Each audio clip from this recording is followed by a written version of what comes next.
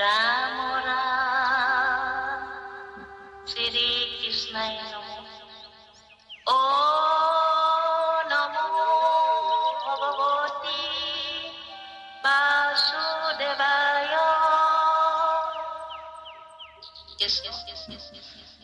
সকল নিগম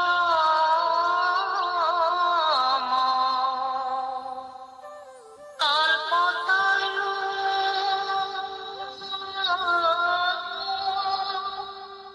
তার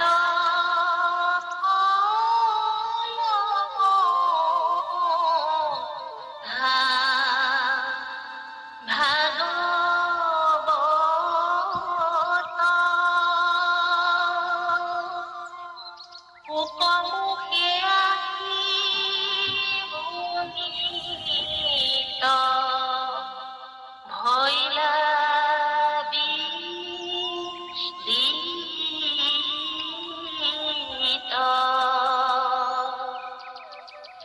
ৰসত চতুৰ যিটো জন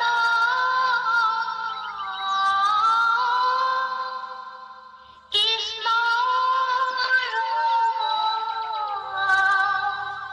চৰণে দিয়া মন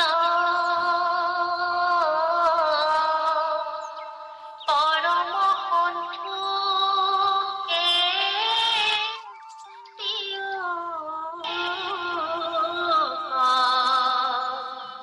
ৰসমিত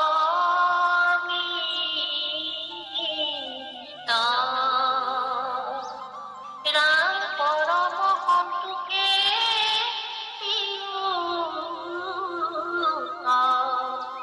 ৰসমৃত।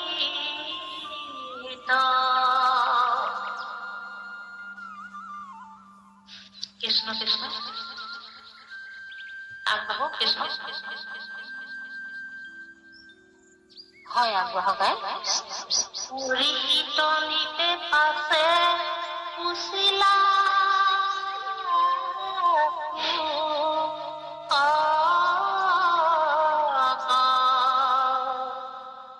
কি কৰিলা কৃষ্ণে পঠাই সাধু বক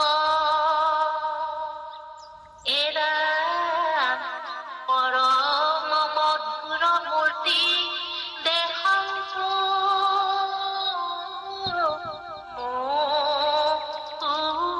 মুক্তি কৰিলন তন্ত্ৰ ধ্যান তমন জ্যোতি এৰাম যিটো মূৰ্তি দেখি নাৰী নভাষয় আন যাৰ কথা শুনি সন্ত হবেনে ধ্যান এৰাম যিটো শৰীৰৰ গুণ কীৰ্তন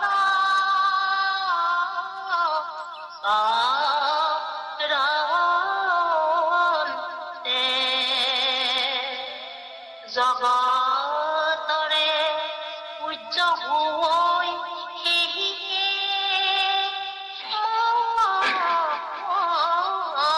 হন্তে। কৃষ্ণ কৃষ্ণ কৃষ্ণ কৃষ্ণ। আমি সেৱা জনাই লওঁ। জয় গুৰু শংকৰ হৰব গুণাকৰ যাকিৰি নাহিকে উপাম তুহাৰী চৰণ পৰিণ শতকটি বাৰ সকলো প্ৰণাম বাৰ সকলো প্ৰণাম। জন্ম জন্মান্তৰ সেৱাৰ স্থলী তথা আমাৰ কত পুণ্যৰ ফলত এয়া লগ পোৱা ভকতি মথন অনুষ্ঠানৰ সভাপতি সম্পাদক প্ৰমুখ্যে সমস্ত ভকত বৈষ্ণৱ আই মাতৃ যুৱক যুৱতীসকল সবাৰ অতি চৰণত সেৱা ভাগি আগবঢ়াইছো। আজি পবিত্ৰ বিয়লি বেলা এই ভকতি মথন অনুষ্ঠান ভাগি অনুষ্ঠিত হৈছে। এই অনুষ্ঠান আধ্যাত্মিক অনুষ্ঠান, অতি পবিত্ৰ অনুষ্ঠান, যিহেতু ভকত বৈষ্ণৱসকলে ইয়াক পৰিচালনা কৰিছে আৰু ভকত বৈষ্ণৱসকল দেহিলে আয়েই হওক বা বাপেই হওক, এইসকলে হাত ধৰিছে, গুৰি ধৰিছে, পৰিচালনা কৰিছে, সঞ্চালনা কৰিছে, সমস্ত চৰণত আমি সেৱা ধৰিছোঁ। আজি অনুষ্ঠান ভাগ জয় জয়তে এটি সুন্দৰ বৰগীত পৰম কৃপালু শ্ৰীমন্ত শংকৰদেৱৰ দ্বাৰা ৰচিত এই ধনশ্ৰী ৰাগৰ সুন্দৰ এটি বৰগীতেৰে অৰ্চনা ফুকনা এগৰাকীয়ে মুকলি কৰিছে। আজি অনুষ্ঠানৰ লগত ইমান সুন্দৰ এটা ইয়াৰ লগত সংগতি ৰজি তাত খাই আছে। জয় জয়তে বৰগীত ভাগৰ জৰিয়তে আহিলে সেই মধুৰ মুৰুতি ওঠত, সেই মুৰুতি মধুৰ মুৰুতি যুক্ত বাঁহীটি ওঠত লগাই যিজন ঈশ্বৰ পুৰুষে অভিনৱ তনুৰে সৈতে ইমান ধুনীয়াকৈ বাঁহী বজাই জগত মোহনীক মোহিছে, যাক দেখিলে চকু তাৰ পৰা ভাহি আঁতৰলৈ নাযায়, তেনে এজন কৃষ্ণৰ ৰূপ বৰ্ণনা কৰি আমাৰ সন্মুখত থিয় কৰি দিলে এই বৰগীত ভাগৰ জৰিয়তে। আৰু সেইজন ঈশ্বৰ কৃষ্ণ ভগৱন্তই আকৌ 125 বৰ্ষ থকা পাছত তেওঁ বৈকুণ্ঠলৈ যাবলৈ ওলাইছে। অৰ্থাৎ তেওঁ নৰলীলা সামৰি নিজ ধামলৈ যাবলৈ ওলাইছে। কিমান এক বিৰহ বেদনাৰ নিচিনা এটা পৰিৱেশ ইয়াতে সৃষ্টি হৈছে। এই জগতবাসীৰ প্ৰেৰণাৰ প্ৰতীক পৰমাৰ্থিক পৰম পুৰুষজন, যিজন বৰগীত ভাগে প্ৰথমতে আমাৰ আগলৈ দাঙি আমাক পৰিচয় কৰাই দিলে, আৰু সেইজনকে আজীৱন তেওঁৰ চৰণকে হেবি হেবি হেবি হেবি আমি তেওঁৰ চৰণৰে মধুপান কৰি আছো। আৰু সেইজন আজি বৈকুণ্ঠলৈ গৈছে, যাবলৈ ওলাইছে। আৰু যিদিনাখন বৈকুণ্ঠলৈ যাবলৈ ওলাইছে, সেই দিনটো এই জ্যোতিষাস্ত্ৰৰ কীৰ্তিস্বৰূপ অৰুণ বাঞ্চলৰ গণনা মতে 3354 খ্ৰীষ্টপূৰ্বৰ 18 ফেব্ৰুৱাৰীৰ দিনৰ 2 বাজিছে। আৰু সেইদিনাখনে জৰা ব্যাধৰ হৰত ঈশ্বৰ কৃষ্ণ চৰণত আঘাত পাইছে আৰু তেওঁ বৈকুণ্ঠলৈ প্ৰয়াণ কৰিছে।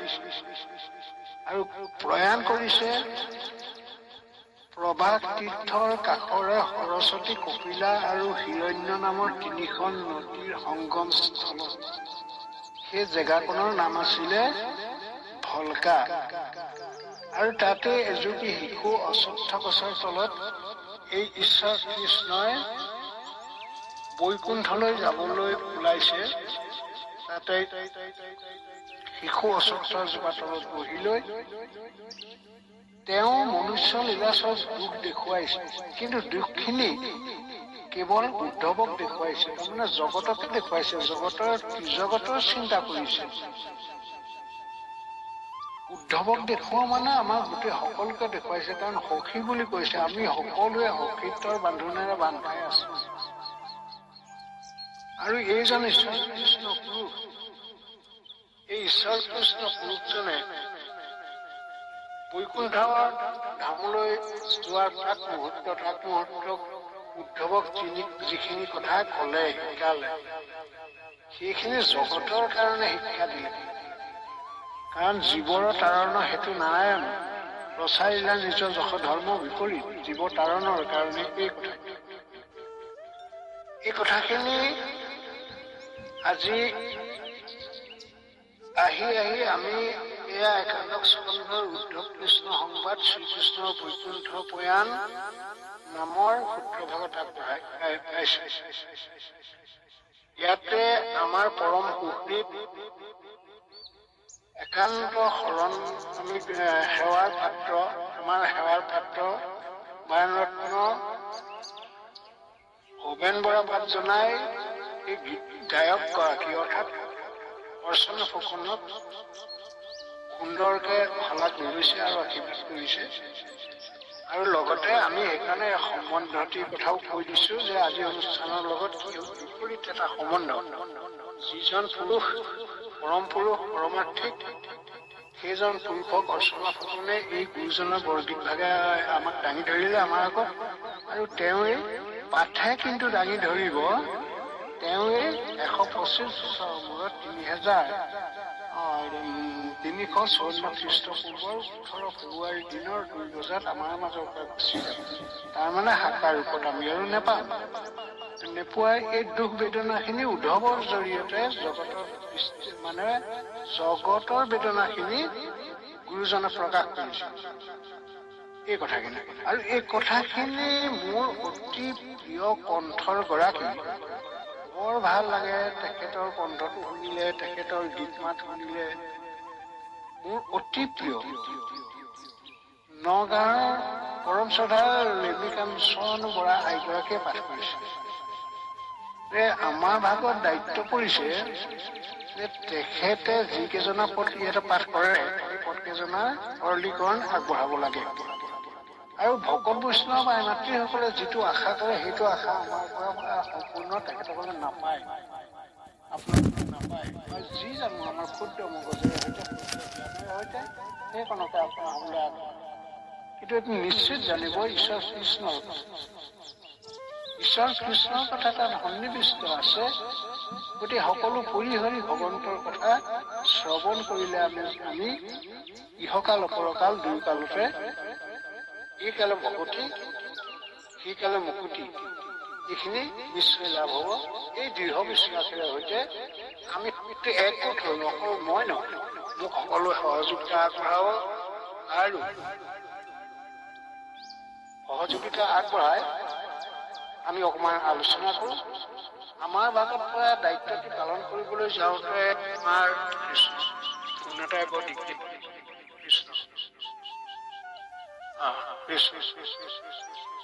আমাৰ নথৈ অপৰাধ হৈ যাব। আগ পাছ কৃষ্ণ ৰবচোন দেই, ফোনটো ধৰি লওঁ, বৰ মাৰি আছে।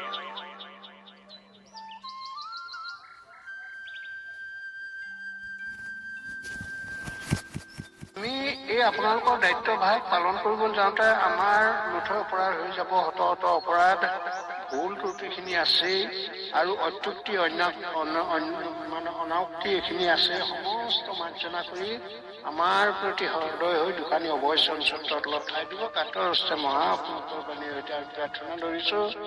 মই অনাথক দয়া কৰহু পৰমানন্দ, যাক বুলি ধৰি মনত থৈও নিজ ভিতৰ সংগত, আঙুলি মুখত কৰো দাঁতে তৃণ তুলি ধৰো, কেশ চিঙি দিওঁ চৰণত ৰাম, কেশ চিঙি দিওঁ চৰণত কৃষ্ণ। হৰি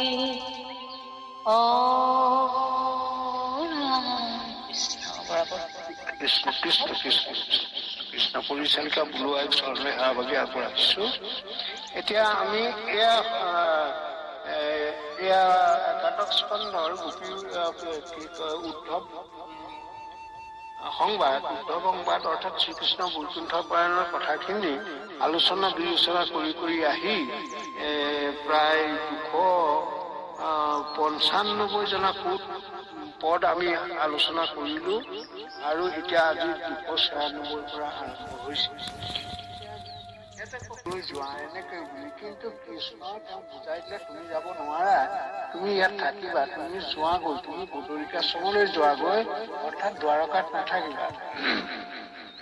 বাৰম্বাৰ পঠাই আছে। এই কথাখিনি কালি সুন্দৰকৈ আলোচনা হৈছে, মই সংগতি ৰাখিবৰ কাৰণে অকণমান মাত্ৰ উল্লেখ কৰিছো। আৰু বাৰে পঠাই আছে, কিন্তু উদ্ধৱে ঈশ্বৰক এৰি, কৃষ্ণ ভগৱন্তক এৰি, সাকাৰ ৰূপী ভগৱন্তক এৰি থৈ তেওঁ কলৈকো যাবলৈ ইচ্ছা কৰা নাই, তেওঁ কোনো মতে ইচ্ছা কৰা নাই। আৰু নেযোৱা দেখি কৃষ্ণই শেষত অকমান টানি অনুৰোধ কৰিব লগা হৈছিলে। উদ্ধৱক টানিয়ে অনুৰোধ কৰিছিলে, যেনে উদাহৰণস্বৰূপে কালি আমি পাইছো, দেখি হাতত তুলি চলা চলা বুলি চেমচাই ইয়াতম আতি মাধৱে হাত দাঙি কৈছে যে তুমি ইয়াত নাথাকিবা, তুমি ইয়াৰ পৰা গুচি যোৱা। কাৰণ দ্বাৰকাত ইতিমধ্যে উৎপাত সৃষ্টি হব, উৎপাত হব, ইয়াত অমংগল চলিব ইয়াত। আৰু লগে লগে এই যেতিয়া দ্বাৰকাখন বনাবৰ কাৰণে কৃষ্ণই সমুদ্ৰত মাটি খুজিছিলে, সমুদ্ৰই তেতিয়া মাটি প্ৰদান কৰিছিলে, 12 বৰ্গযোজন মাটি প্ৰদান কৰিছিল। কৰোঁতে কিন্তু সমুদ্ৰই এটা চুক্তি কৰিছিলে যে প্ৰভু, তুমি যিদিনালৈকে এই ধৰাধামত থাকিবা সেইদিনাখনলৈকেহে মই এই মাটি দিলো, কিন্তু তুমি ইয়াৰ পৰা যিদিনা বৈকুণ্ঠ ধামলৈ গুচি যাব, মই নিশ্চিত যে তুমি ইয়ালৈ আহিছা অধৰ্ম নাশ কৰি ধৰ্ম সংস্থাপন কৰিবৰ কাৰণে, দুষ্টক দমন কৰি শান্তি পালন কৰিবৰ কাৰণে। এইটো নিশ্চিত তুমিতো অসংখ্য অৱতাৰ ধৰিছা, ধুনীয়াক মই বুকুত তুলি লৈছো।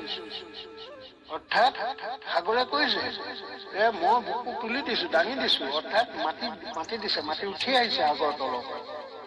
গতিকে মোৰ বুকুত থাকি তুমি লীলা কৰা, তুমি অধৰ্ম নাশ কৰা, অসত্য নাশ কৰা, সত্য প্ৰচাৰ কৰা, ধৰ্ম স্থাপন কৰা। মই বুকু পাতি দিছো, কিন্তু তুমি থকালৈকে মই দিছো, তুমি যেতিয়া গুচি যাবা এই জেগা মই আকৌ ডুবাই লৈ লম। আৰু সেইকাৰণে এই যে দ্বাৰকাত ডুবি যাব, এইকাৰণে উদ্ধৱক খুব পঠাই দিছে, যোৱা। আৰু উদ্ধৱে যাবলৈ মন কৰা নাই, নকৰাৰ কাৰণে শেষত অকমান হাত দাঙি টানিয়ে কৈছে, চেঞ্চাই কৈছে, অকমান টানি কৈছে যে তুমি নোযোৱা কিয়, মই বাৰম্বাৰ যাবলৈ কৈ আছো ইয়াৰ পৰা, তুমি যোৱাগৈ আৰু যোৱা, মোক পাবা, মোক সততে পাবা। এই কথাখিনি তেওঁক কৈ পঠাইছে। এতিয়া পঠাই যে দিলে, উদ্ধৱটো উপায় নাপায়। ঈশ্বৰ ভগৱান কৃষ্ণৰ সুদৃঢ় আদেশৰ শুনিয়া উঠিলা দুনাই উদ্ধৱে। এই সুদৃঢ় আদেশ কৃষ্ণ একদম নিশ্চিত ভাৱে কৈ দিলে যে তুমি ইয়াৰ পৰা যোৱা উদ্ধৱ, তুমি বদৰিকা চমলৈ যোৱা, মোৰ গুণ নাম প্ৰচাৰ কৰি থাকেগে। আৰু উদ্ধৱে বিচৰা মতে তেওঁক খৰমজুৰু লৈ খৰমজুৰু দি দিলে। উদ্ধৱে বিচাৰিছিলে, উদ্ধৱক দিছে, খৰমজুৰু দিছে, গতিকে খৰমজুৰুলৈ তুমি যোৱা বুলি তেওঁক আদেশ দিছে। এতিয়া এইখিনিতে খৰমজুৰৰ কথা এটাও আছে বাৰু, সেইখিনি কথালৈ নাযাওঁগৈ। এই যে গুচি গল উদ্ধৱে যে এনেকে অকণমান টানিকৈ হলেও তেওঁ আদেশটো তাৰমানে জটিল আদেশ, এটা জটিল আদেশ, কোনো কথা খং নহয়, আদেশটো জটিল, তাৰমানে ভকত আৰু ভগৱন্তৰ বিচ্ছেদ। উদ্ধৱে বাৰম্বাৰ কৈছে যে আজি সন্তে পৰিচ্ছেদা হলো, আজিৰ পৰা সিদ্ধান্ত হৈ গলো, তোমাৰ ওচৰত আৰু মোৰ আজিৰ পৰা দেখা দেখি নাই, মই নিশ্চয় বুজিলো। এইখিনি কথা কোৱাৰ পাছত তেওঁ যেতিয়া দঢ়াই কৈ দিলে যে তুমি যোৱাগৈ, তাৰমানে মই ইয়াত আৰু চিৰকাল নাথাকো, এই যে গংগা নামৰ জেগাডোখৰত মই চিৰকাল নাথাকো, মই যামগৈ ইয়াৰ পৰা, তুমি কিন্তু ইয়াৰ পৰা গুচি যোৱা, মই গলে কি হব, এইখিনি কথা কলে। আৰু পঠাই দিয়াৰ লগে লগে পৰীক্ষিতে উপক সুধি দিলে যে কি কৰিলে। তাৰ পিছত বাৰু উদ্ধৱক পঠাই দিলে, উদ্ধৱ আহিলে। উদ্ধৱে খৰমজুৰকে মূৰত লৈ 2-4 খোজকৈ পিছলৈ আহিলে, আহি আকৌ সেইজন ঈশ্বৰকে ইমানেই ভাল পাই তেওঁকে ধৰিবলৈ লৈছে। কাৰণ ঈশ্বৰ সৰ্বত্ৰ ব্যাপকটো তেওঁ নেদেখা জেগা, নজনা কথা একোৱেই নাই, অথচ তেওঁ আঁৰ লৈ ফুৰিছে, আঁৰ লৈ চাই আছে। তাৰমানে ঈশ্বৰকে ধৰিবলৈ গৈছে উদ্ধৱে। তাৰমানে কি হ'ল, তাৰমানে আমি যেনেকৈ মায়াত কৰি নিজকে ঠগি থাকো, ঈশ্বৰক ঠগন দিওঁ, তেওঁ ঠিক তেনেকৈ ভক্তিৰ প্ৰেমত পৰি ঈশ্বৰে যে তেওঁক দেখি আছে এইটো পাহৰিয়ে গৈছে, তেওঁহে ঈশ্বৰক দেখি আছে এইটো বুজি পাইছে। আৰু তেওঁ এনেকৈ সদায় নয়নৰ মুনি বুলি যে কওঁ, নয়নৰ মুনি স্বৰূপ ঈশ্বৰৰ চৰণ যুগল সদায় দৰ্শন কৰি থাকিবলৈ ইচ্ছা কৰিছে। সেই ইচ্ছাৰ ফলত যেনেকৈ সেই ভক্তিৰ ইচ্ছা হলে, ভক্তিৰ যেতিয়া গদগদ হয়, তেতিয়া ভকতে মুক্তিও বাঞ্ছা নকৰে। এওঁ ঠিক তেনেকৈ ঈশ্বৰে যে দেখি আছে সেইটো তেওঁ আনকি পাহৰি গৈছে। তেওঁ যে জোপা এটা তলত আঁৰ লৈছে, গোটেই ব্ৰহ্মাণ্ডত কোনো হাৰি যাব নোৱাৰে, ঈশ্বৰৰ সদৃশ্য কোনো নাই। তাৰ উদাহৰণ বিপ্লপুত্ৰ আনিবলৈ যাওঁতে তেওঁহে জানে বিপ্লপুত্ৰ ক'ত আছে, তেওঁৰ পৰা লুকুৱাব নোৱাৰে। দুৰ্গকী পুত্ৰ আনিবলৈ গৈছে, দুৰ্গকীয়ে আনিবলৈ পুত্ৰ আনিবলৈ গৈছে, কোনে দেখিব ক'ত পুত্ৰ আছেগে, মৰাৰ পাছত কোন জীৱ কোন আত্মা ক'ত কৈ সোমাই আছে কোনে জানে, কেৱল জানে মাত্ৰ ঈশ্বৰ কৃষ্ণ ভগৱন্তহে। তেনেকুৱাজন ঈশ্বৰৰ ক্ষেত্ৰতো ভকতিত ইমান বলৈ গৈছে যে তেওঁ যে মোক দেখি আছে। সমুদ্ৰৰ তলত লুকুৱাই থোৱা দৈৱকীৰ 6টা পুত্ৰও তেওঁ দেখি তালৈ গুচি গৈছে। মই যাম বাৰু এই জোপা এটা তলত ভগৱন্তই দেখাকে বাৰু মানে মই ভগৱন্তক ধৰিব পাৰিম নে, মোক যোৱা বুলি কৈছে, মই গৈ দেখুৱাইছো, অথচ উভতি জোপা লুকাই চাই আছো। এই কথাবোৰ পাহৰি গৈছে। ইমানেই এজন ভকত, ইমানেই এজন সঁচাকৈ শান্ত সাধু বুদ্ধ। সেইকাৰণে কৈছে যে কি কৰিলা কৃষ্ণে পঠাই সাধু উদ্ধৱক। এতিয়া তেওঁক উদ্ধৱক পঠালে বাৰু, পঠাইছে, উদ্ধৱে যোৱা ভাও জুৰিলে, কিন্তু কৃষ্ণই কি কৰিলে এই কথাখিনি কোৱাচোন গুৰুজন বুলি উপ পৰীক্ষিতে সুধিলে। পৰম মধুৰ মূৰ্তি দেখন্তু মুকুতি, পৰিলন্ত অন্তৰ্ধান অমন যুৱতী। তাৰমানে যি মূৰ্তি দেখিলেই মুক্তি পাই যায়। ঈশ্বৰ কৃষ্ণ এতিয়া যে বৰগীত ভাগতে গালে, এই মূৰ্তিটো গালে সুন্দৰকে, একদম মানে মুখৰ পৰা শিৰৰ পৰা একদম পদ পংকজক মঞ্জিৰ ৰুলে, একদম পদ পংকজলৈকে যিখিনি ৰূপ বৰ্ণনা কৰিলে, অৰ্ণত মকৰ কুণ্ডল তোলে, নীল অলপ ফুলে লুলে কপুলে, এই যে সুন্দৰ মূৰ্তিটো, এই মূৰ্তিটোৰ কথা কৈছে। এইটো মূৰ্তি, যিটো মূৰ্তি আমাৰ অৰ্চনা ফুকনে অলপ আগতে বৰগীত ভাগত গাই। ইমান সুন্দৰ এটা মূৰ্তি, যাক দেখিলে মুক্তি পাই যায়। সমস্ত পাপ তাপ দৰ্শনে পাপ তাপ চব হলি যায়। গতিকে তেনেকুৱা এটা মূৰ্তি, মধুৰ মূৰ্তি, কি কাৰণে অন্তৰ্ধান হৈ গল, গুচি গল, তাৰ ওচৰৰ পৰা গুচি গল। তেওঁৰ পৰম বন্ধু, পৰম ভকত, পৰম সাধু, তেওঁ পৰম মহন্ত উদ্ধৱৰ চকুৰ আগৰ পৰা তেওঁ আঁতৰি দিলে। কিয়? অৰ্থাৎ ভকতৰ সন্মুখৰ পৰা ভগৱন্ত কি কয় পঞ্চভৌতিক কায় এৰি থৈ গুচি যাব, বা পঞ্চভৌতিক কায়যুক্ত, অৰ্থাৎ মনুষ্য চেষ্টা কৰিবলৈ অহা, মনুষ্য চেষ্টা দেখুওৱা ঈশ্বৰ কিয় গুচি গল তেওঁৰ ওচৰৰ পৰা? গল গৈ কি কৰিলেগৈ কোৱাচোন গুৰু, এদে বুলি ঈশ্বৰৰ কথাকে সুধিছে, ভগৱন্তৰ কথা, কৃষ্ণৰ কথাকে সুধিছে। যিটো মূৰ্তি দেখি নাৰী নভাষয় আন, যাৰ কথা শুনি সন্ত হবে নেৰৈ ধ্যান। যিটো মূৰ্তি দেখিলে নাৰীসকলে, তাৰমানে নভাষয় আন, নাৰীসকলৰ দৃষ্টিটো কৃষ্ণৰ যি অংশটোতে পৰে পৰক লাগে, লাগিলে তেওঁ কপালখনতে পৰক, তেওঁ চকুযোৰত বা নাকটোতে যদি নাকিকা সুন্দৰ তিল ফুলেও তিলকো নিন্দা কৰি বা কৰিব পৰা, এই কৃষ্ণৰ নাকটোত যদি কোনোবা নাৰীৰ দৃষ্টি কৰিছে, তাৰ পৰা দৃষ্টিটো উঠি নাহে। তেওঁ যদি ৰাতুল উৎচুৰত যদি কাৰোবাৰ দৃষ্টি কৰিছে, অকল নাৰীয়ে বুলি নহয়, সকলোৰে দৃষ্টি পৰিছে, তাৰ পৰা দৃষ্টিটো উঠাই আনিব নোৱাৰে। তাৰমানে ইমান প্ৰতিটো অংগ ইমান মনোমোহা, তেওঁ গোটেই মনোমোহা অংগ পতংগৰে সৈতে গোটেই মূৰ্তিটো এই ধুনীয়াকৈ বৰগীত ভাগত গাইছে। এনেকুৱা এটা সুন্দৰ ত্ৰিভুৱন মোহিব পৰা এটি সুন্দৰ মূৰ্তি। তেওঁ যদি মিচিকীয়া হাঁহিটোত কাৰোবাৰ দৃষ্টি কৰিছে, তেওঁ তাৰ পৰা সেই মিচিকীয়া হাঁহিটোৰ পৰা দৃষ্টি উঠাই আনিব নোৱাৰে। তাৰমানে মহা কামিনী সকলো লাজ পায় তেওঁ মূৰ্তি দেখি। গতিকে তেনেকুৱা এটা মূৰ্তি, যাৰ কথা শুনি সন্ত হবে নেৰে ধ্যান, আৰু সন্ত মহন্ত সকলে সেই মূৰ্তিটো শুনি ধ্যান নেৰে। সেইকাৰণে আমাৰ সেই ধ্যানৰ ব্যৱস্থা আছে। আমাৰ যে ভজনত এই ধ্যানৰ মূৰ্তিটো কয়, এই বৰগীত ভাগতো ঠিক সেই মূৰ্তিটো কৈছে। সেই মূৰ্তিটো কিহৰ কাৰণে বাৰম্বাৰ কৰি আছে? আমাৰ হৃদয়ত যাতে মূৰ্তিটো, সেই মূৰ্তিটো প্ৰতিষ্ঠা হয়। অৰ্থাৎ মুখে বোলে ৰাম, হৃদয় ধৰা ৰূপ, সেই ৰূপটো যাতে আমাৰ হৃদয়লৈ আহি যায়। আৰু আহি গলে কি হব? শুনন্তে মাধৱৰ ৰূপ প্ৰৱেশে আছে ইয়াত। মাধৱৰ প্ৰসাদে আতি অপ্ৰয়াসে বৈকুণ্ঠে পাব ভাস। অৰ্থাৎ যেতিয়াই ভকতসকলৰ হৃদয়ত সেই ৰূপটো বৰ্ণনা হৈ যায়, মানে স্থিতি লয়, শুনোতে যেনেকৈ এজন অন্ধ মানুহে হাতী দেখা নাই, কোনোদিন দেখা নাই, কিন্তু তেওঁৰ আগত কৈ থকা হৈছে, অন্ধজনৰ আগত কোৱা হৈছে যে হাতী এনেকুৱা, হাতী তেনেকুৱা, হাতী এনেকে শুৰ এডাল আছে সন্মুখৰ ফালে, ইত্যাদি ইত্যাদি হাতীটোৰ যেতিয়া বৰ্ণনা দিয়া হৈছে, তেতিয়া তেওঁ শুনোতে হাতী তেওঁ দৃষ্টিৰে গুচি আহিব, তেওঁ দেখাৰ নিচিনা হৈ যাব। তেওঁক আকৌ পাছত আৰু বাৰম্বাৰ কৈ থাকিব লাগে। ঠিক তেনেকৈ সেইকাৰণে ভাগৱতৰ প্ৰতি প্ৰতি বৰগীততে গুৰুজনা মহাপুৰুষ শ্ৰীমন্ত শংকৰ গুৰুজনা আৰু মহাপুৰুষ মাধৱ গুৰুজনা দুইজনাই ইমান কৈছে। এইকাৰণে কাৰণ তেওঁলোকেইতো কৈ দিলে আমাক, মুখে বোলা ৰাম হৃদয়ত দ্বাৰ ৰূপ, হৃদয়ত ৰূপটো ধৰোৱা, ৰূপটো কেনেকুৱা কোৱা, তাৰমানে সেইকাৰণে বাৰে বাৰে কৈ আছে। এই তেনেহেন এটা সুন্দৰ মূৰ্তি, এই মূৰ্তিটো কি কৰিছে, যিটো হৰি লোক সেই মূৰ্তিটো ধ্যান কৰিবলৈ যোগীসকলে বা মহন্ত সাধুসকলে, জ্ঞানীসকলে নেৰে, তেওঁৰ হৃদয়তে তেওঁ মূৰ্তিটো ধৰি ৰাখে। যোগীয়েতো তেওঁ অনবৰত তেওঁ সেই মূৰ্তিটো মানে হৃদয়ত ধাৰণ কৰি থাকে।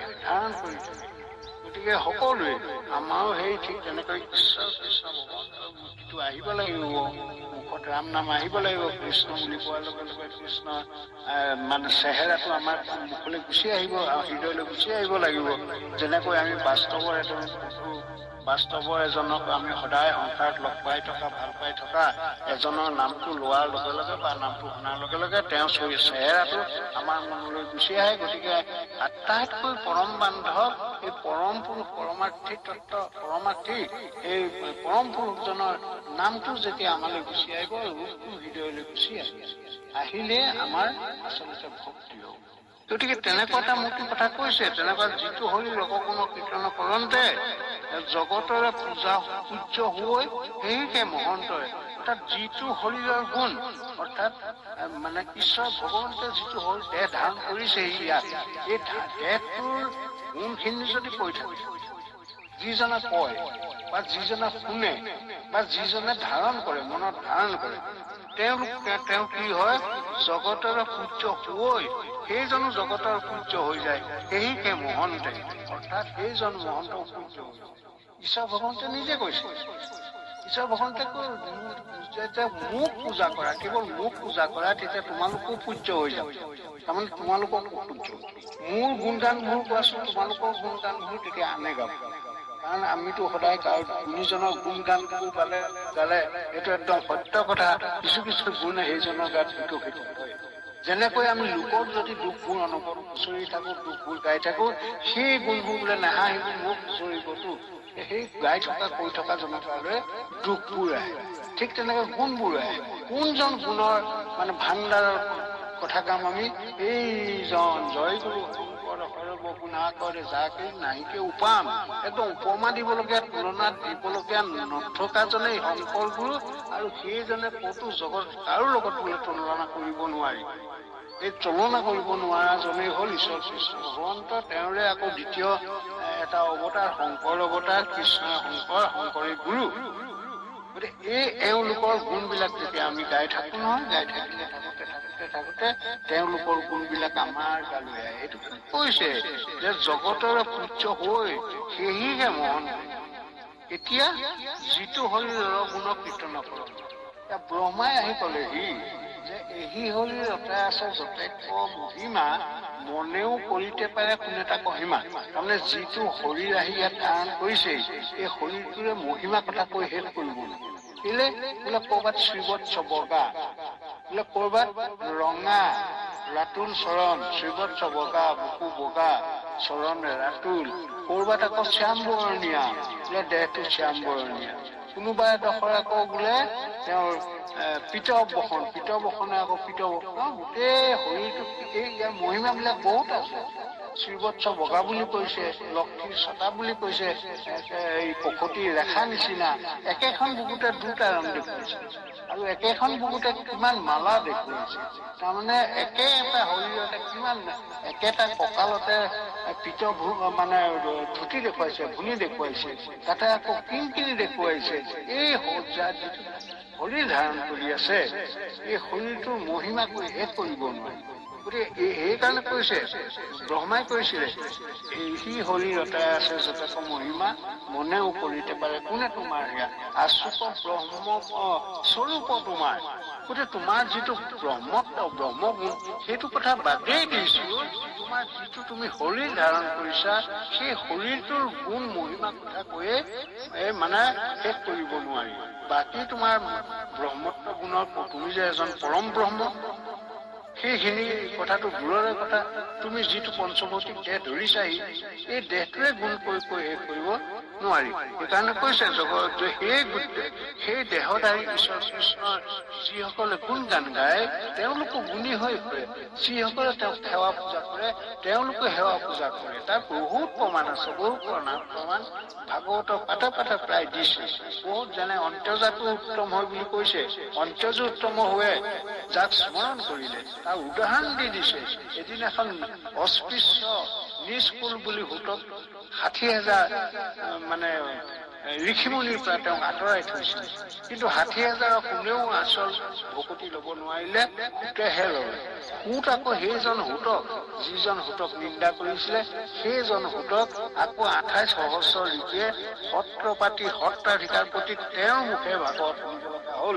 তেতিয়া সেই এদিনাখন মানে নিষ্পেষিত নিষ্কুলীয়া বুলি যাক ত্যাগ কৰিছিলে তেওঁক এদিনাখন গুৰু মানি লব লগা হল। কিহৰ কাৰণে? কেৱল ঈশ্বৰ ভক্তিৰ কাৰণে। গতিকে বহুত প্ৰমাণ আছে। সেইকাৰণে আমাক তৰাই তৰাই কৈছে যে গুণীজনৰ গুণ হোৱা, পূজ্যজনক পূজা কৰা, তেতিয়া সেই গুণীজনৰ যে গুণ গাই থাকিব সেই গুণখিনি ক্ৰমান্বয়ে আমাৰ তেজত নিশ্চিত আৰু তেওঁৰ পূজা কৰা, তেওঁক সেৱা কৰা। তেওঁ উদাহৰণস্বৰূপে আমি আনলৈ নগলো, আমাৰ পিতৃ মাতৃবিলাক পূজ্য। আমাৰ পিতৃ মাতৃক আমি নিজে পূজা কৰিলে বা তেওঁলোকৰ বাধ্য হলে আমাৰ সতি সন্ততিয়ে আকৌ আমাৰ ওচৰত বাধ্য হব। এইটো একদম সুন্দৰ প্ৰমাণ। গতিকে তুমি ঈশ্বৰ ভজনা কৰাচোন, তুমিও ভজনীয়া হবা। তুমি পিতৃ মাতৃক শ্ৰদ্ধা কৰা, শুশ্ৰূষা কৰা, ভক্তি কৰাচোন, তুমিও এদিনাখন ভক্তি। তুমি পিতৃ মাতৃক ত্যাগ কৰাচোন, এদিনাখন তুমিও ত্যাগী হৈ যাব লাগিব তোমাৰ সতি সন্ততিৰ জোৰত। গতিকে এই কথাখিনিকে সুন্দৰভাৱে ভাগৱতত সুন্দৰভাৱে প্ৰকাশ কৰিছে। কৃষ্ণ আই আপুনি অকমান আকৌ টুকুৰ পাছলৈ যাওকচোন। কৃষ্ণ কৃষ্ণ কৃষ্ণ।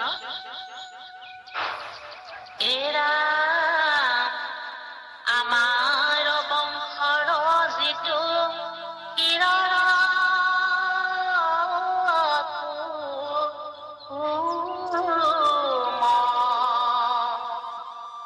পিতামহ অৰ্জুনৰ ৰথৰ তুম এৰা এক হাতে সাত আউৰ হাতে বাঘ জৰে ত্ৰিভুৱন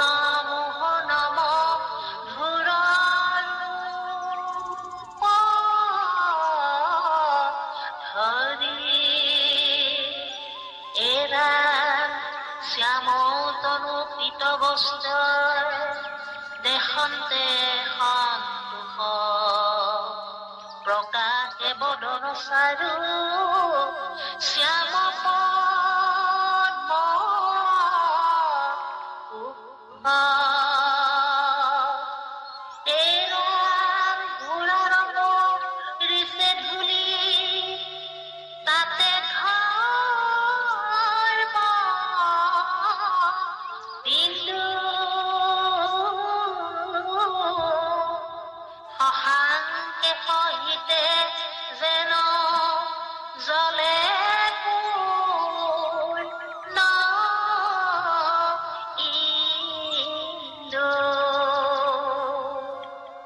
হয় হয় কৃষ্ণ।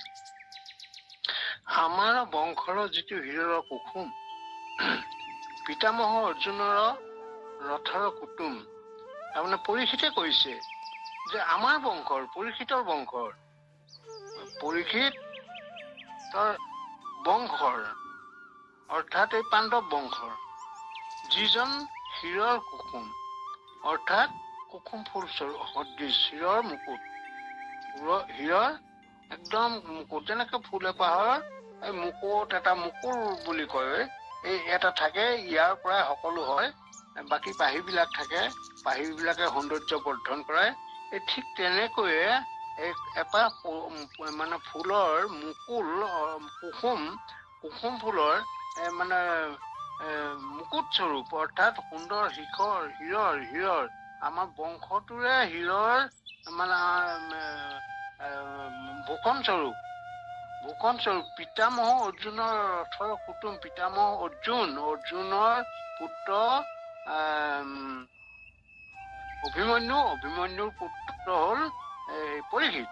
গতিকে সেই পিতামহ সেইফালে অৰ্জুনৰ মোৰ পিতামহ অৰ্জুনৰ ৰথৰ কুটুম মানে সাৰথি আছিলে যে, সাৰথি, তেওঁ ৰথৰ সাৰথি, তাৰমানে অৰ্জুনৰ ৰথখন সেই পিতামহ ৰথখন যি পৰিচালনা কৰিছিলে, সমস্ত বিপদ বিঘিনিৰ পৰা উদ্ধাৰি তেওঁক জয় কৰাই দিলে, সেইজন কৃষ্ণ, সেইজন ভগৱন্ত।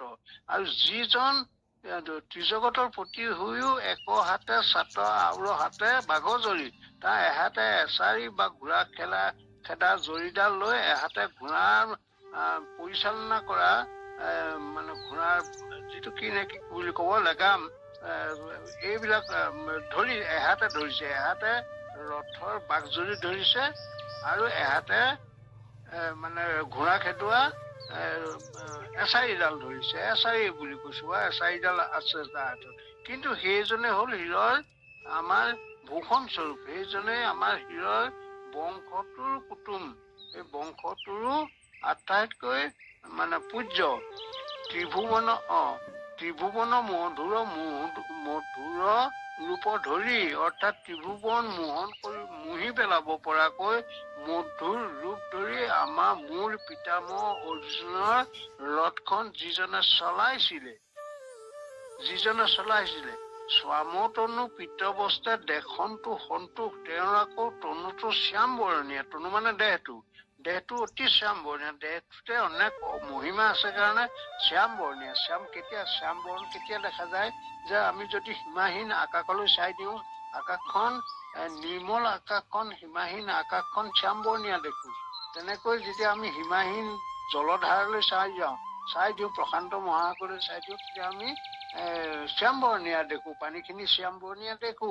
তাৰ মানে সীমাহীন অনন্ত মানে মহিমাযুক্ত ঈশ্বৰ কৃষ্ণ ভগৱন্তৰ এই শৰীৰটো, গতিকে শ্যাম বৰণীয়া দেখা গৈছে, শ্যাম বৰণীয়া।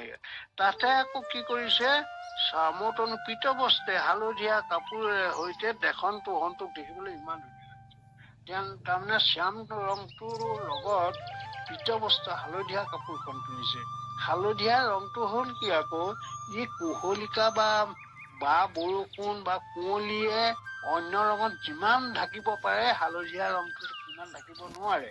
তাৰমানে সিফালৰ পৰা যদি হালধীয়া ৰঙৰ গাড়ী এখন আহে, এইফালৰ পৰা কুঁৱলী ফালি আন গাড়ীতকে সেই গাড়ীখন সোনকালে দেখা যাব, দেখিব, লাইটে তাক পাই যাব, ই জিলিকি উঠিব। সেইকাৰণে আজিকালি স্কুলৰ বাছ বিলাকক হালধীয়া যে কৰিছে, তাৰমানে বৰষুণ, ডাৱৰীয়া, কুঁৱলী সকলোতে ল'ৰাবিলাকক অনা নিয়া কৰিব লাগে, গতিকে এই ৰংটোৱে আটাইতকৈ কুঁৱলী ফলা ৰং, কুঁৱলী ফালিব পাৰে এই ৰংটোৱে, সেইকাৰণে এই গাড়ী বিলাকো সেই হালধীয়া কৰি দিছে। অৰ্থাৎ আমাৰ মায়াৰ যিটো কুঁৱলী আছে, মায়াৰ কুঁৱলীটো আঁতৰাবৰ কাৰণে এটা প্ৰতীক স্বৰূপে ঈশ্বৰ কৃষ্ণ ভগৱন্তই তেওঁৰ শৰীৰত এই হালধীয়া বস্ত্ৰ পিন্ধে। তাৰমানে হালধীয়া বস্ত্ৰই যেনেকৈ কুঁৱলী সোনকালে ফালিব পাৰে, ঠিক তেনেকৈ ঈশ্বৰ কৃষ্ণ শৰীৰৰ ইমান মহিমা, সেইকাৰণে মানে ব্ৰহ্মাই কৈছিলে, এহি হলি অৰ্থ আছে যতেক মহিমা, মনেও কৰিতে পাৰে কোনে তাৰ মহিমা, আচুক পৰম ব্ৰহ্ম স্বৰূপ তোমাৰ।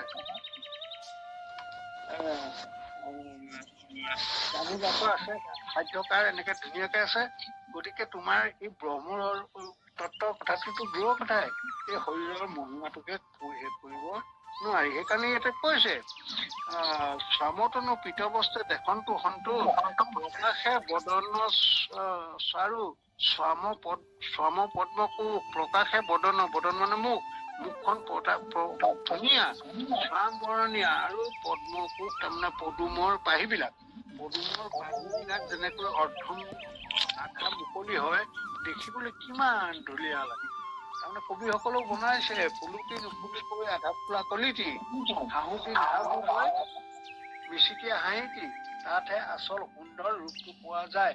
গোটেই ঈশ্বৰ কৃষ্ণ ইমানেই ধুনীয়া, এনেকৈ ধুনীয়া হাঁহুকি নাহাঁহো কৰি মিচিকিয়া হাঁহিটি হৈ থাকে আৰু ফুলুকি নুফুলুকৈ মানে আধা ফুলা কলিটিৰ নিচিনা সুন্দৰ মুখখন যাক দেখিলে ইমানেই ভাল লাগে। ইয়াতে কৈছে তাতে আকৌ ঘোঁৰাৰ পৰিচয় দিলে তাতে ধৰ্মবিন্দু, অৰ্থাৎ এই ৰথখন চলাই থাকোতে যুদ্ধ ক্ষেত্ৰত ঘোঁৰাৰ ধূলি মানে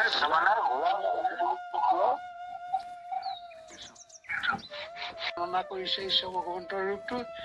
যেতিয়া তাৰমানে ঘোঁৰা চলাই থাকে, ৰথ চলাই থাকোতে যুদ্ধৰ মাজত তেওঁৰ কপালত বিন্দু বিন্দু ঘামৰ সৃষ্টি হয়, ঘৰ্ম বিন্দু বিলাক সৃষ্টি হয়, তাত ঘামি তাৰমানে বিন্দু বিলাক ওলাই দেখা যায়।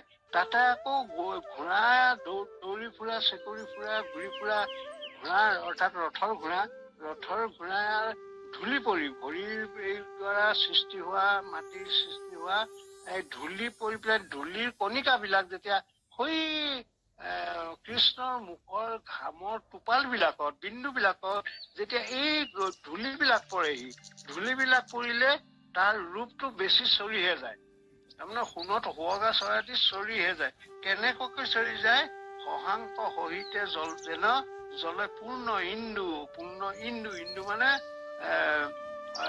জোন পূৰ্ণিমাৰ জোনটো তাতে আকৌ এই হৰিণাৰ ছবিটোৰে সৈতে যেনেধৰণে জিলিকি থাকে ঠিক তেনেধৰণে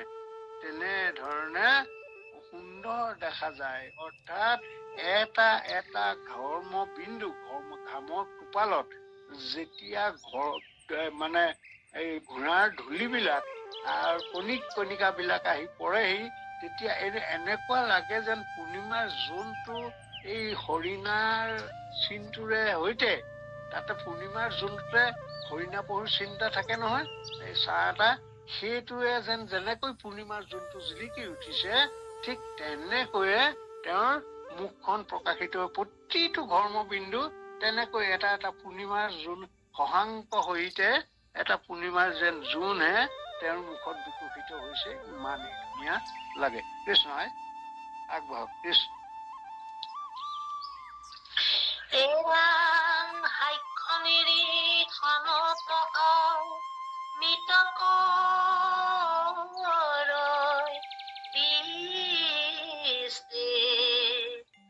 যুদ্ধ সময়ত তাতে পৰৈ যায় দৃষ্টি এৰাম জোৰাই তনু মনমিলৈ পৰম আনন্দ এহি বেলা অৰ্জুনৰ সৰেছে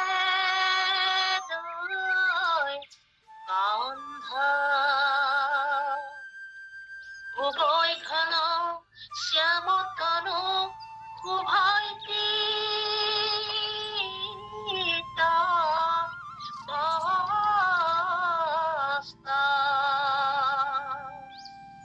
অচাৰু চতুৰ্ভুজ ৰূপ হাতে চাৰি অস্ত এৰাম দেৱ কবে পূজয় ওপৰক লাগি যায় পৰম বিমানে বৈকুণ্ঠলৈ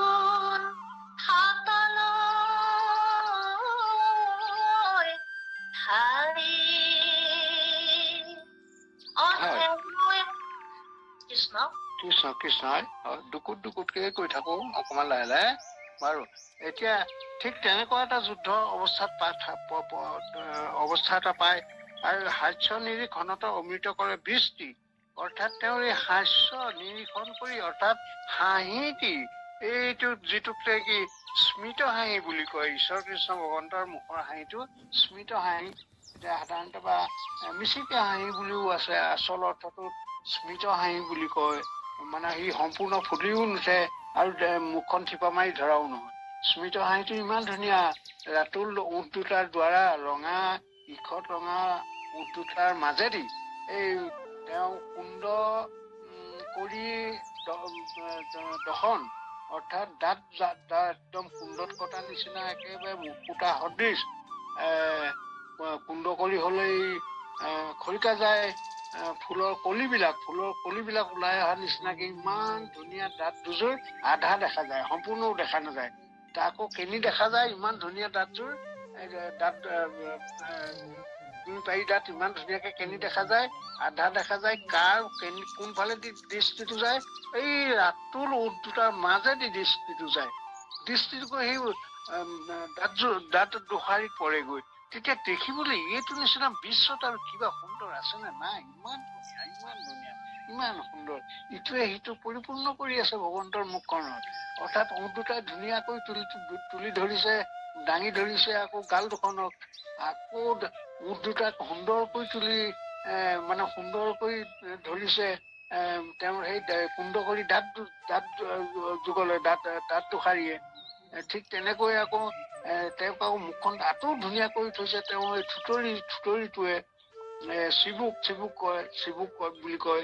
তাৰমানে ইটোৱে সিটোক, ইটোৱে সিটোক, ইটো অংগ সৌন্দৰ্য বৃদ্ধি কৰাৰ পৰিপূৰক হৈ আছে। ইমান ধুনীয়া, তাতে আকৌ ইমান ধুনীয়া, ইমান মানে ত্ৰিভুৱনৰ নায়িকা যেতিয়া শ্যামবৰ্ণৰ এই দেহটোৰে সৈতে মুখখন দেখে, এই মুখখন দেখে, দেখিলে কি হয়, হাস্য নিৰীক্ষণক অমৃত কৰে বৃষ্টি, যুদ্ধ সময়ত তাতে পৰে যায় দৃষ্টি।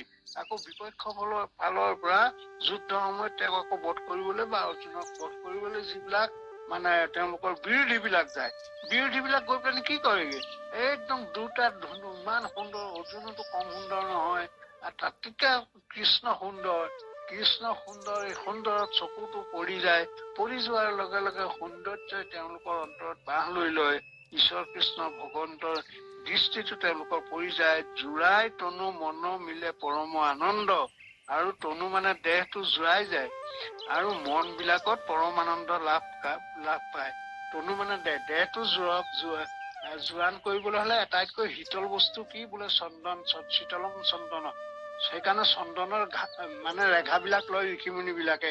আমাৰো সৰু ল'ৰা ছোৱালী বিলাকত আগৰ জ্বৰ হলে চন্দনৰ লেপ দিয়ে, তাৰমানে সি ঠাণ্ডা পেলাই, শৰীৰটোত ঠাণ্ডা পেলাই।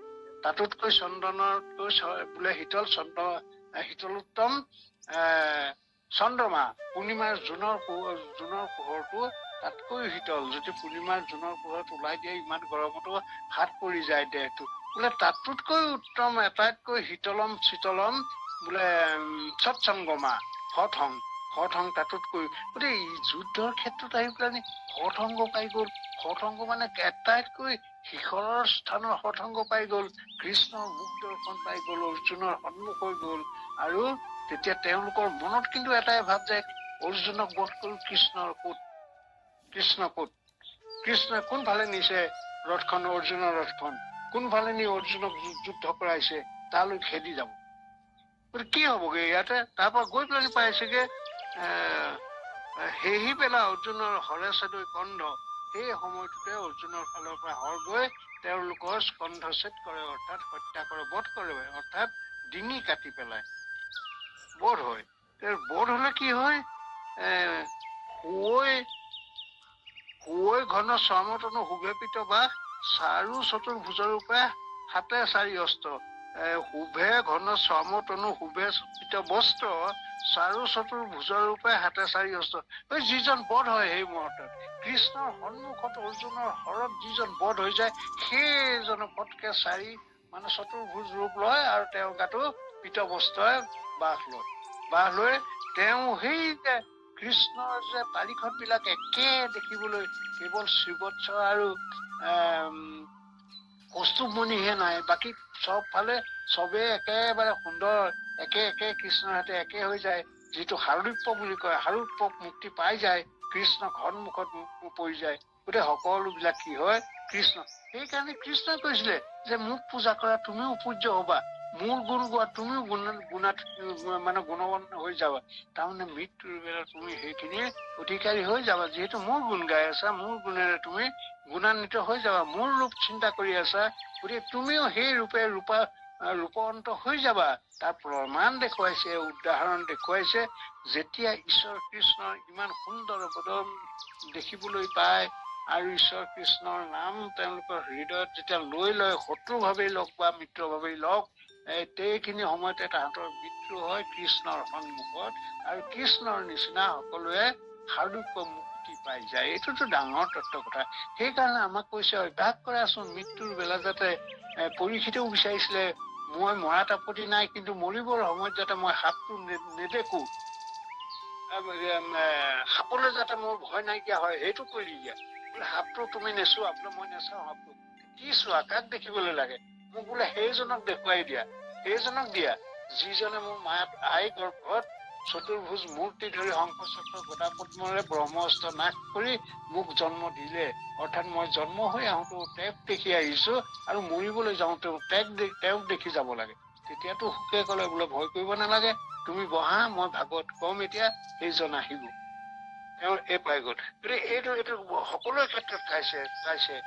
কংসৰ ক্ষেত্ৰত এইটো কথা হৈছে, ৰাৱণৰ ক্ষেত্ৰতো হৈছে।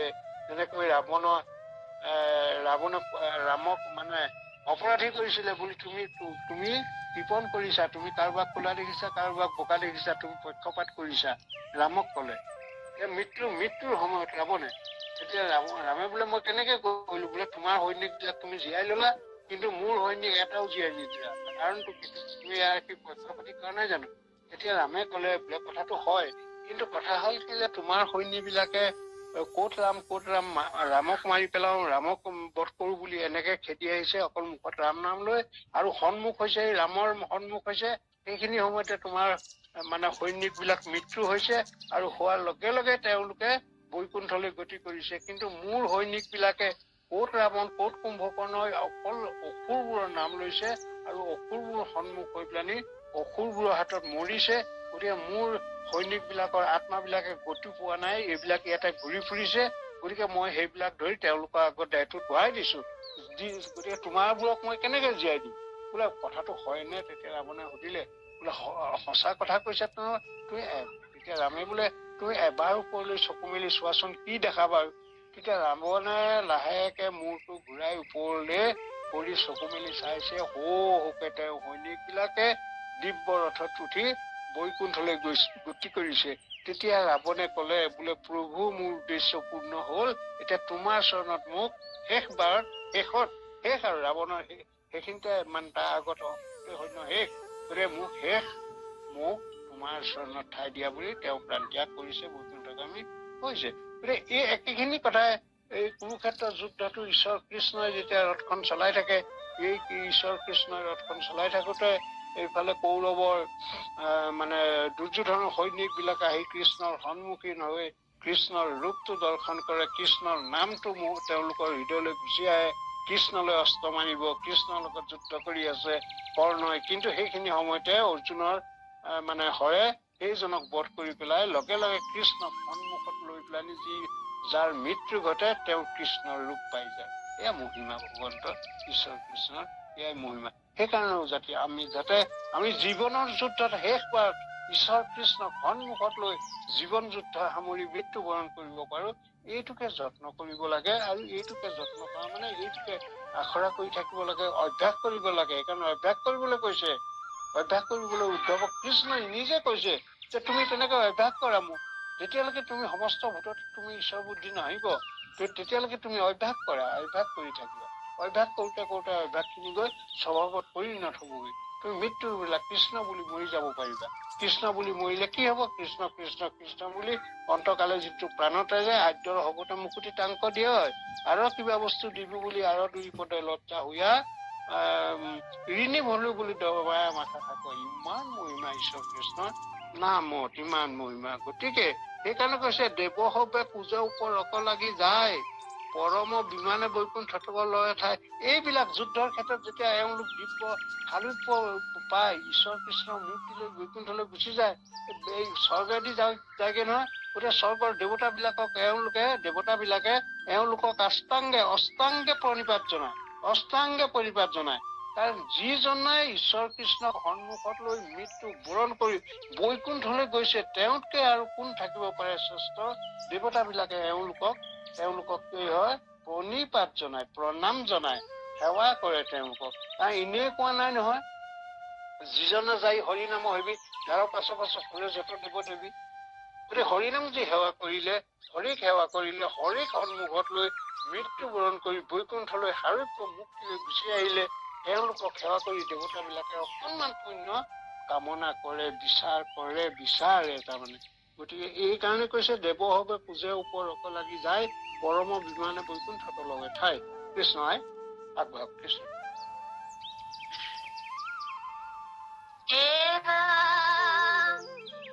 হেনয় পৰম মূৰ্তি জগত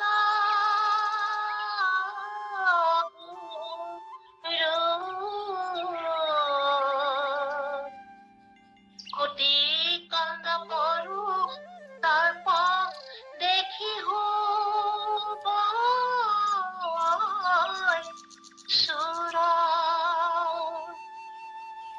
অভৈল কেন মতে যিটো তনু অন্তহিত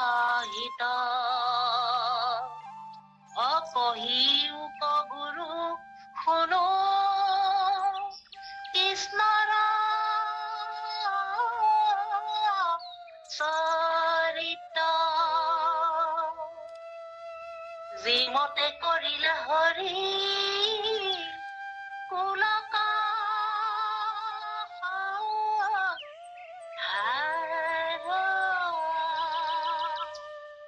অকয়ো সিটো কথা মোৰ ইষ্টদেৱ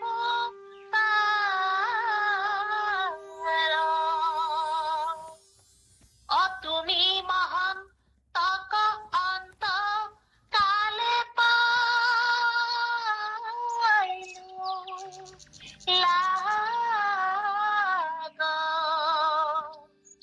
কিবা পুণ্য আছই কিনো মোৰ ভাগ। হয়। কৃষ্ণ কৃষ্ণ কৃষ্ণ হেনয় পৰম মূৰ্তি জগত গুৰুৰ কোটি খণ্ডৰ পৰো দৰ্প দেখি হৈ আছো। এই ইমান সুন্দৰ মূৰ্তিটো যিটো যুদ্ধ ক্ষেত্ৰত প্ৰকাশিত হৈছে, এই জগত গুৰু অৰ্থাৎ জগতৰ গুৰু। কোনখন জগতৰ গুৰু? তিনিখন জগতৰ গুৰু। স্বৰ্গমত পাতাল তিনিখন জগতৰ গুৰু, তিনিখন জগতৰ আৰু তিনিখন জগতৰ গুৰু। কোন তিনিখন? জীৱ জগত আৰু উদ্ভিদ জগত আৰু জড় জগত, এই তিনিখন জগতৰে গুৰু।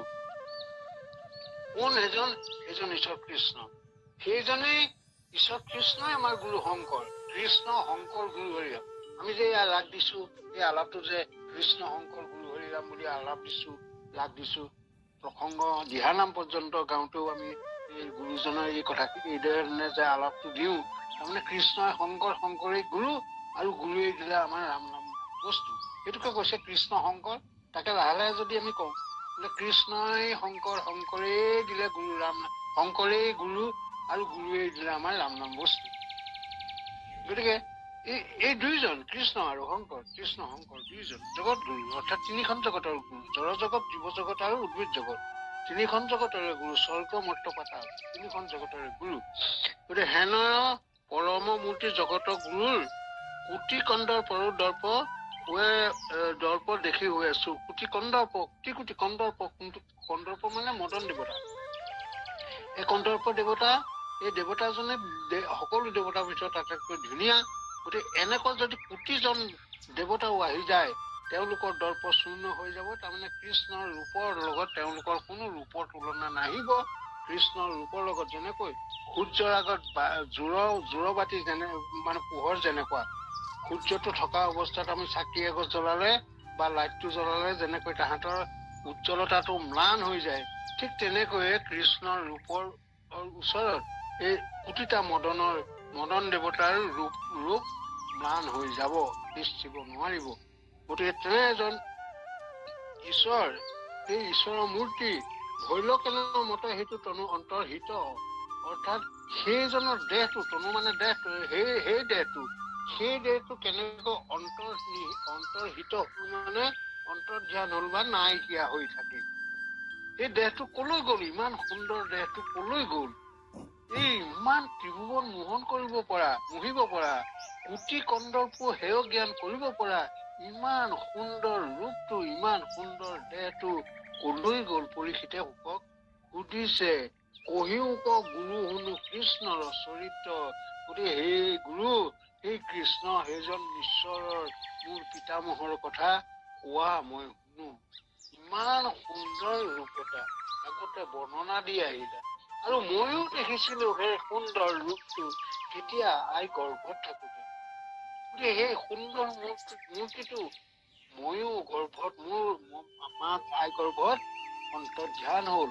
মই সংসাৰলৈ আহিলো, সংসাৰলৈ আহি সেই ৰূপটোকে মই এদিন হেৰুৱাই পেলালো। মোক আকৌ সেই ৰূপটো লাগে, আৰু সেই ৰূপটো মোৰ আই গৰ্ভৰ পৰা কেনেকৈ অন্তৰ্ধান হল, আৰু জগতত আহি এই কুৰুক্ষেত্ৰ সমৰৰ পাছত কলৈ গুচি গল, কেনেকে গল, কি হল, এই কথাখিনি পৰীক্ষিতে হুকক দুনাই দুনাই সুধিছে। যিমতে কৰিলা হৰি পুলক সংহাৰ, কৈও সেইটো কথা মোৰ ইষ্ট দেৱতাৰ। সেইজন ইষ্ট দেৱতা, যিজন মোৰ আৰাধ্য দেৱ, সেই দেৱতাজনে কেনেকৈ নিজৰ কুলটো সংসাৰণ কৰিলে, অৰ্থাৎ নিজৰ কুলটো নাশ কৰিলে, নিজৰ বংশটো তেওঁ পৃথিৱীৰ মহাভাৰ বুলি এইখিনিকো সংহাৰ কৰিলে, অৰ্থাৎ নিজৰ বংশটো তেওঁ উদ্ধাৰ কৰিলে, লৈ গল। তেওঁ আনিছিলে, তেওঁ লগত লৈ আহিছিলে। তোমালোক দেৱগণ সভা গোপ বেশী হোৱা, নাৰদক কলে তুমিও বলা, তোমাৰো মনৰ কামনা চিৰমানসা পূৰ্ণ কৰাগৈ। আৰু এই যোগমায়াক কলে তুমিও এইখিনি কৰিবাগৈ।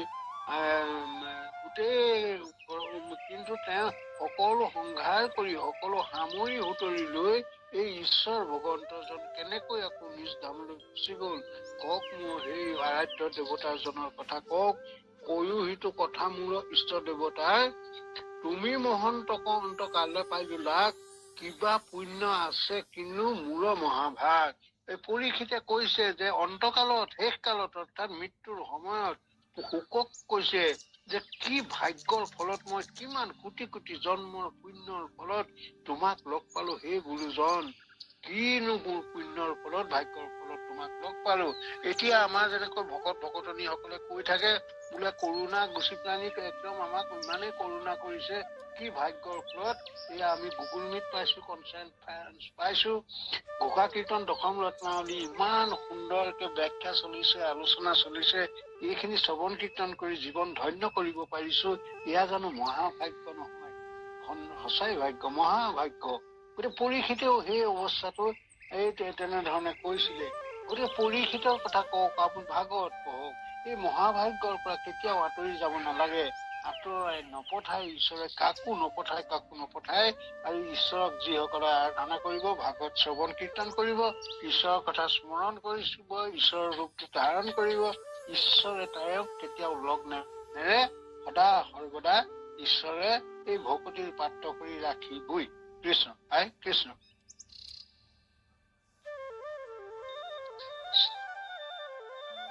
এৰাম শুকনি গদতি সাধু, সাধু পৰীক্ষিত,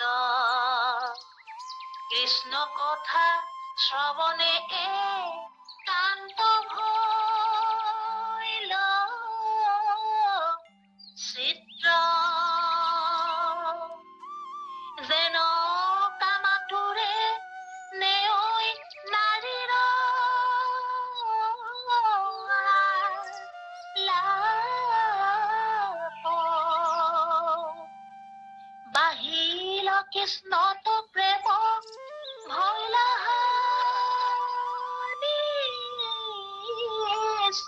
পাপ,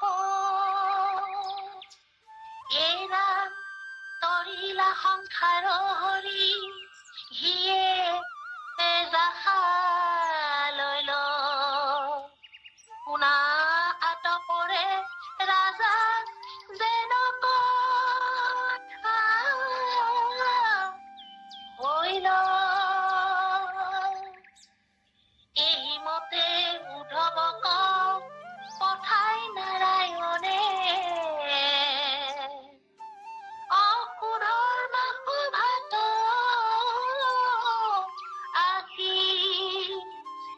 বহিলা আসনে। কৃষ্ণ কৃষ্ণ কৃষ্ণ। কৃষ্ণ কৃষ্ণ কৃষ্ণ হয় কৃষ্ণ কৃষ্ণ হয়। ইয়াতে আপুনি শুকনিগত অতি সাধু সাধু পৰীক্ষিত। শুকমুনিয়ে এই পৰীক্ষিতে যে এই কথাখিনি শুকক সুধিছে আৰু শুকেও পৰীক্ষিতক শলাগ লৈছে যে সাধু পুৰুষ, তুমি সাধু পুৰুষ। শুকে কৈছে কাক সাধু পুৰুষ বুলি কলে? পৰীক্ষিতক কলে। কিয় কাৰণে তেওঁক সাধু পুৰুষ বুলি কলে? তাৰমানে কৃষ্ণৰ কথা শ্ৰৱণে একান্ত মূল্য চিত, কাৰণ ঈশ্বৰৰ কথা শুনিবৰ কাৰণে তোমাৰ চিতটো মজি গল, অৰ্থাৎ তোমাৰ মন প্ৰাণ চিত সম্পূৰ্ণ ঈশ্বৰৰ চৰণত ঈশ্বৰৰ কথাত অৰ্পণ কৰি দিলা। তুমি তোমাৰ চিতটো ঈশ্বৰৰ কথাত মিলি গৈছে, সদায় অনবৰতে বিচাৰিছে, সেইকাৰণে তেওঁক কি বুলি কৈছে?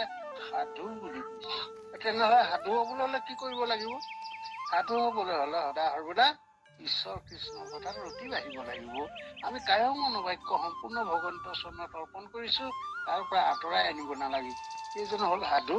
সাধু সন্ত মহন্ত ভকত বৈষ্ণৱ প্ৰায় সমাৰ্থক, প্ৰায় একে অৰ্থ।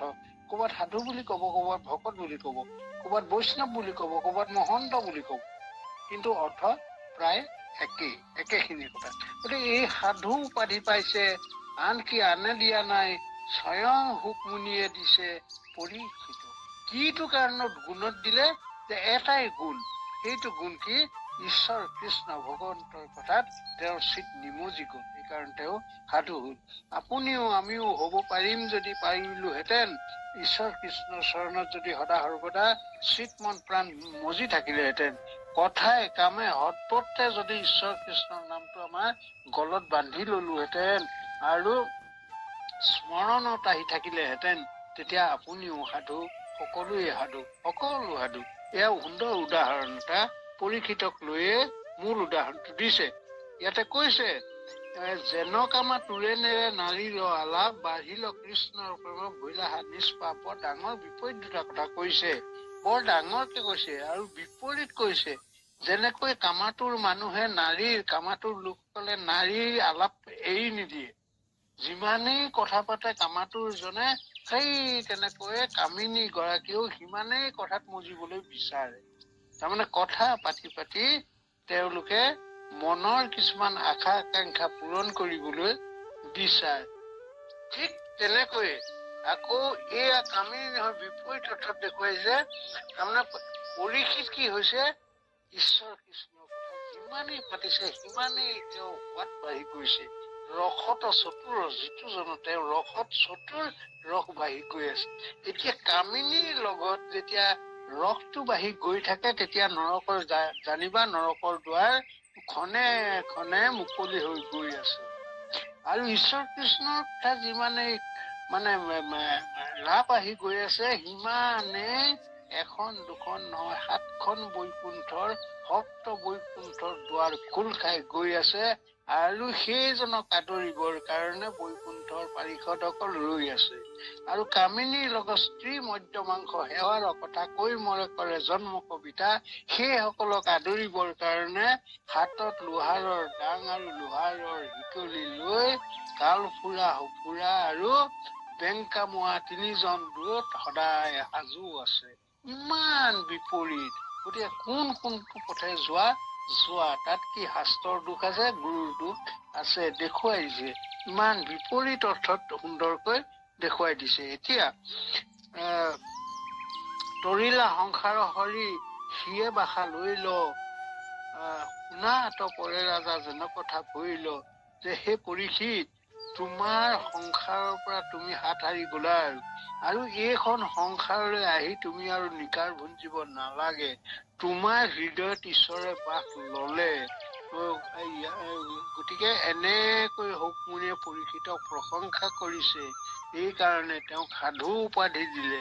তৰিলা সংসাৰ হৰি সিয়ে বাসা লৈলা, অৰ্থাৎ ইয়াত তোমাৰ ঈশ্বৰ কৃষ্ণই বাস ললে, তুমি এইখন সংসাৰলৈ আহি নিকাৰ ভুঞ্জিব নালাগে। আৰু ইয়াৰ পাছত কি হল কওঁ শুনা, এই যে বুলি শুনা পৰে ৰাজা যেন কথা পঢ়িল, পৰীক্ষিত ক'বলৈ লৈছে। তাৰ পাছত তেনেহলে কৃষ্ণৰ কথা সুধিছা, কওঁ শুনা। তাৰ পাছত কৃষ্ণই কি কৰিলে, এনেকৈ উদ্ধৱক পঠাই দিলে। কৃষ্ণই উদ্ধৱক যোৱা যোৱা বুলি কঠোৰ নিৰ্দেশ দি দিলে। হাত দাঙি মানে কৈ দিলে, আমাৰ যেনেকে হাতখন দাঙি ঠেলি দেখুৱাই তই যা যা বুলি, গতিকে ঠিক তেনেধৰণে নিষ্ঠুৰ আদেশ দি দিলে, তুমি যোৱা ইয়াৰ পৰা, ইয়াত নাথাকিবা। আৰু উদ্ধৱক পঠাই দি পেলানি তেওঁ কি কৰিলে, সুধৰ্মা সভাতো আহি বহিলে আসনে, সুধৰ্মা সভাত বহিলে। এই সুধৰ্মা অৰ্থ বিশেষ তাৎপৰ্য এইটোৱে যে দেৱতা ইন্দ্ৰৰ মণি মুকুতাৰ সজ্জিত এখন সভা। সেই সভাখন কৃষ্ণৰ আদেশক যুধিষ্ঠিৰক দি দিছিল। আৰু সেই সভাখনত গৈ, অৰ্থাৎ যিখন ইন্দ্ৰৰ সভা, মানে ইন্দ্ৰ মানে ৰজা, দেৱতাৰ ৰজা পুৰন্দৰ, গতিকে পুৰন্দৰ যিখন সভাত সভাপতি হৈ থাকিব, মুখ্য হৈ থাকিব, এখন সুধৰ্মা সভা। ঠিক তেনেকৈ মনুষ্যৰ ইন্দ্ৰ কোন, মানুহৰ মত্তৰ ইন্দ্ৰ যিজন, যেতিয়া যিজন হৈ থাকে। কিন্তু যদু কুলত, যদু বংশত ইন্দ্ৰ হৈ আছে কৃষ্ণ। গতিকে কৃষ্ণ যিখন সভাত থাকিব, মুখিয়াল হৈ থাকিব, মুৰব্বী হৈ থাকিব, সেইখন সুধৰ্মা সভা বুলি কোৱা হব। সেইখন ইন্দ্ৰৰ স্বৰ্গৰ দেৱৰাজ পুৰন্দৰৰ সভা। তেনেধৰণে মণি মুকুতাৰে সজ্জিত হৈ থাকে। আৰু তাত সেই সুধৰ্মা সভাত সদায় কি হয়, সুদৰ্শন চক্ৰ থাকে। আৰু তাৰমানে সুদৰ্শন চক্ৰ মানে সৎ চিন্তা কৰি সৎ সহজে আশু সিদ্ধান্ত কৰিব পৰা, আলোচনাখিনি চলি থাকে। সেই এখন সভাতে ঈশ্বৰ কি কয়, কৃষ্ণ গৈ বহিলেগে, তাতে গৈ বহিলেগে। বহি সেই সভাতে তেওঁৰ বাকীখিনি আলোচনা হব, পাছলৈ হব। এতিয়া আমাৰ যথেষ্ট সময় হৈছে নেকি চাগে। আমাৰ পৰিচাৰিকা মাতৃগৰাকীয়ে অকমান নিৰ্দেশ কৰিলে ভাল পাম। কৃষ্ণ কৃষ্ণ, হয় হয়, আমাৰ